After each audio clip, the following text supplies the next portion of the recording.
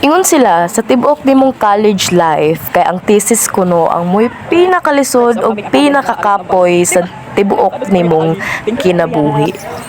Pero anak ko, wala lagi ko maglisod, wala lagi mi maglisod.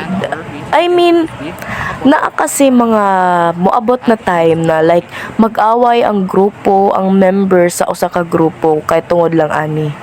Pero sa ako na side, sa amuan na part sa akong ka group, wala gyud may ani maglisod, and very thankful kaayo ko anin nila kay we went through up and downs.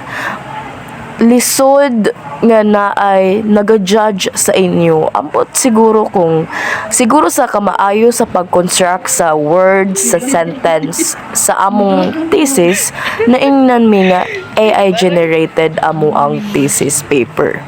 Pero wala raman mi nag-mind ato kay syempre we were doing our best. Ginapirawan ni namo, gina-exertan ni namo og efforts nga to the point nga dili na may makauli og tagsa-tagsa namong panimalaya.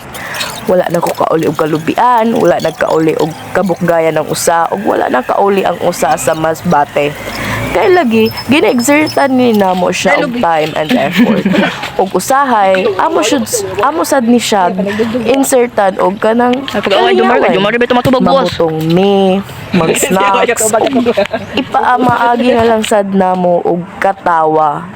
Kaning mga kaguol na among gibati ani nga time. Magpilaw, mabuang migpangita kung asa ni nga dahon na. Pila mi ka days nag-prepare. But at least we made it.